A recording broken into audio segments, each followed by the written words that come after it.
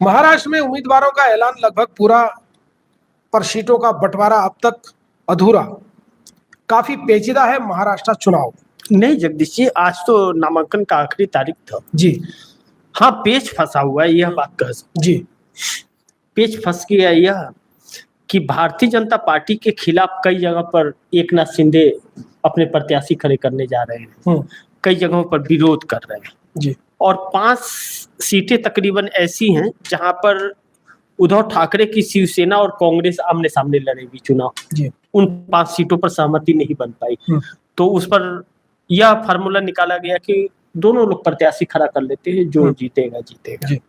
या उस जगह पर एक रणनीति यह भी थी कि अगर भाजपा को वो करना है तो उसके वोट काटने पड़ेंगे। बहुत जगह होते हैं कि जो वोट ट्रांसफर नहीं हो पाते, बहुत जगह ऐसे सिचुएशन होते हैं जिसकी वजह से उसका गलत संदेश जाता है, तो इसके लिए भी प्रत्याशी खड़ा करना पड़ते हैं। लेकिन एकनाथ शिंदे के साथ तो यह चीज नहीं था।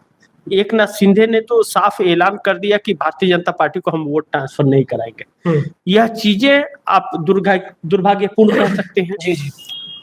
वजह यह है जगदीश जी की भाजपा में और एकनाथ शिंदे में लड़ाई बड़ी जबरदस्त लगी हुई है, और इस लड़ाई के बीच भारतीय जनता पार्टी को काफी नुकसान होगा आने वाले समय में इस चुनाव के अंदर। अब भारतीय जनता पार्टी के जो नारे लग रहे हैं महाराष्ट्र के अंदर, योगी आदित्यनाथ के बटोगे कटोगे, इससे कहीं न कहीं सहमत एकनाथ शिंदे भी नहीं है और अजीत पवार भी नहीं है। चूंकि वजह यह है कि अजीत पवार और एकनाथ शिंदे को कहीं न कहीं मुस्लिम वर्ग का भी वोट उनके साथ है। जी जी। अगर इस नारे के साथ वह चलेंगे तो वह वोटर इनसे छटक जाएंगे, और वोटर छटक जाएंगे तो फिर इनकी हैसियत क्या रहेगी। तो यह चीजें जो हैं यह डरा रही हैं। जितने बुर्के वगैरह जितने बांट रहे थे सब बेकार हो जाएंगे, सब बेकार हो जाएंगे। तो यह चीजें अब आपस में यह लड़ाई हो गई, आपस की लड़ाई हो गई है, और आपस में यह भारतीय जनता पार्टी को नुकसान।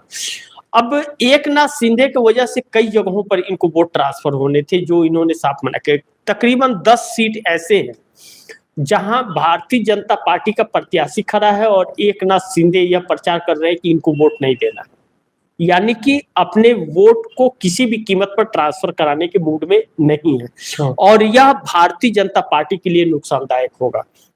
भारतीय जनता पार्टी ने जो सोचा था एकनाथ शिंदे का फायदा उठाने के लिए, वह नुकसान में तब्दील हो चला है, और योगी आदित्यनाथ के इस नारे को बटोगे तो कटोगे, और इसका हवा निकाल दिया है एकनाथ शिंदे ने।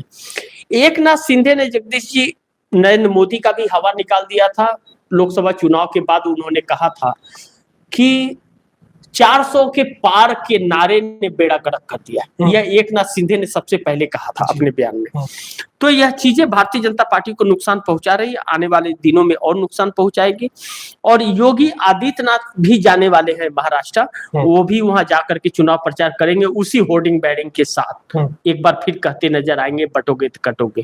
इस चीज का इंतजार है कि योगी आदित्यनाथ जाएंगे और बटोगे तो कटोगे कहेंगे जब वहां उस नारे के साथ, तो उसका रिएक्शन एकनाथ शिंदे और अजित पवार का क्या होता है, वह रिएक्शन भी बहुत महत्वपूर्ण होगा।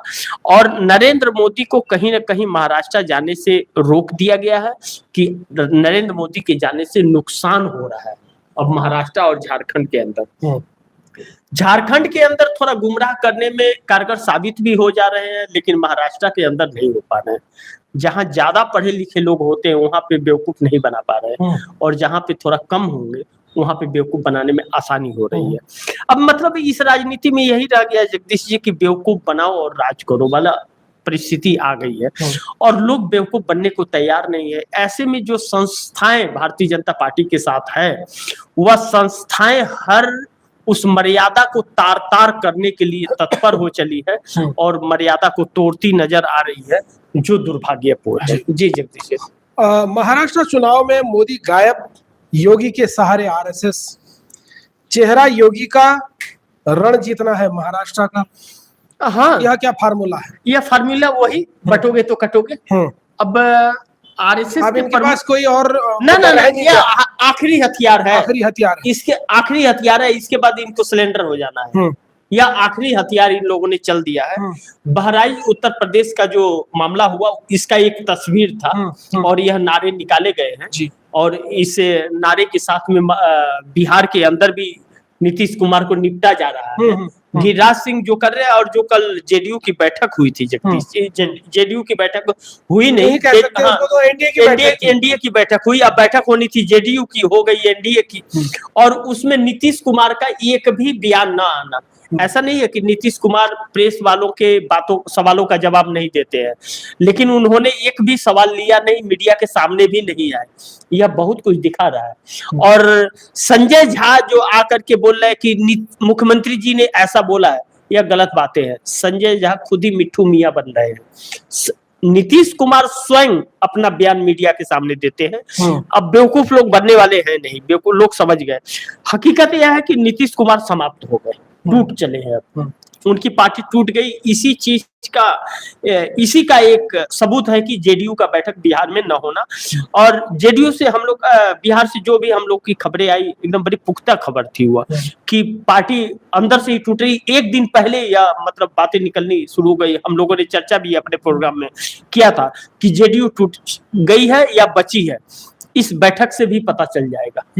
अगर यह बैठक नहीं हुई तो समझ जाइए जेडीयू टूट गई है, और बैठक हुई तो समझ जाइए कोई बहुत बड़ा निर्णय होने जा रहा है। तो वह पार्टी टूट गई है, इसे इनकार नहीं किया। और नीतीश कुमार का पत्रकारों के सामने न आना भी इस चीज का गवाह है कि उनकी अब भी साथ समाप्त हो चली है। यानी कि भारतीय जनता पार्टी संजय झा और ललन सिंह के जरिए उनको निपटा करके खत्म कर दिया। अब बाकी जो बचे खुचे लोग हैं और जो भारतीय जनता पार्टी से इत्तेफाक नहीं रखते हैं, मोदी के नीतियों के खिलाफ है, जो वह इंडिया गठबंधन में जाना चाहते हैं, अब वह भी अभी इस वक्त नहीं जा पाएंगे। महाराष्ट्र और झारखंड के चुनाव के बाद जब मोदी और कमजोर होंगे तभी वह इधर उधर हिलेंगे। और उसके बाद में जो राजनीति वो लेगी, उत्पन्न होगी, नई राजनीति जो उत्पन्न होगी, वह बहुत भयावह भी हो सकता है और वह बदलाव का रुख भी हो सकता है। दो चीजें हो सकती है इसमें। अब जगदीश जी, सिर्फ चंद्रबाबू नायडू एक बचे हैं जो मोदी को गिराने की सोच सकते हैं और मोदी को टक्कर दे सकते हैं, मोदी के खिलाफ जा सकते हैं। वह जाएंगे, अभी कहना जल्दबाजी होगा, लेकिन नहीं जाएंगे यह भी कहना गलत होगा, क्योंकि उनकी लगाम चंद्रबाबू नायडू का वह नरेंद्र मोदी के हाथ में नहीं है। मोदी का लगाम चंद्रबाबू नायडू के हाथ आ गया है, जैसे ईडी सीबीआई से क्लीन चिट मिली। तो अब राजनीति एक अलग करवट ले रही है। अब देश में विकास होगा और किसी युवा को रोजगार मिलेगा या महंगाई कम होगी, यह बातें अब बेईमानी हो गई है। यह सपना लग रहा है, या अब सपना नहीं, सपने में भी नहीं आ रहा है। सपने में भी मोदी आ रहा है कि अब कहीं ऐसा ना हो कि जो मिल रहा है वो अभी खा जाए। अब यह सपने आने लगे हैं लोगों को, लोगों के अंदर एक डर पैदा हो गया है, डर पैदा हो गया है कि अब और आगे क्या होगा। अब मोदी का सामना अगर महाराष्ट्र और झारखंड जीत गए तो इनका सामना दो ही लोग कर सकते हैं, एक ऊपर वाला कर सकता है और एक देश की जनता जी। तीसरे किसी पार्टी के अंदर बिसात नहीं होगी कि इनका सामना कर पाए, और किसी भी अच्छे भले व्यक्ति को यह जेल में डाल देंगे और अपनी दादागिरियां और भी चरण से। देखिए, जब 303 सीट पूर्ण बहुमत की सरकार थी तब तो थोड़ा एक सीमा भी थी, अब तो और भी मतलब उससे तेजी गति पकड़ लिया है इन लोगों ने। हाँ, तो ये हार को देख के बौखला गए, बौखला से गए हैं। ये हार को देख के बौखला गए। बौखलाने का यह भी वजह है जगदीश जी की जो जनता के अंदर आक्रोश इनको लेकर के बढ़ता जा रहा है और जनता से वोट नहीं इनको मिल रहा है, मशीन से मिल रहा है। तो वह मशीन से कब तक वोट मिलेगा, कब तक राजीव कुमार वोट देते रहेंगे। लेकिन अगर जनता पगला गई तब तो फिर दिक्कत हो जाएगा ना, मशीनें तोड़ ताड़ दी जाएंगी। तो और कई जगह नहीं कई जगह तोड़ते हुए देखी गई। इसके लिए मैं यह तो जरूर कहना चाहूंगा कि जनता का भरोसा नहीं जाना चाहिए, लेकिन इनका अब जनता के ऊपर भरोसा नहीं रहा और जनता को इनके ऊपर भरोसा नहीं रहा। यह जानते हैं कि जनता हमें वोट नहीं दे रही है, मैं अपने कारनामे न करूं तो हम तो सत्ता में रह ही नहीं पाएंगे, हम तो जेल चले जाएंगे, और यह जेल जाना चाहते नहीं। यह जेल दूसरों को डाल रहे हैं इसी के लिए, खुद को जेल से बचने के लिए दूसरों को जेल में डाला जा रहा है। जी जगदीश जी।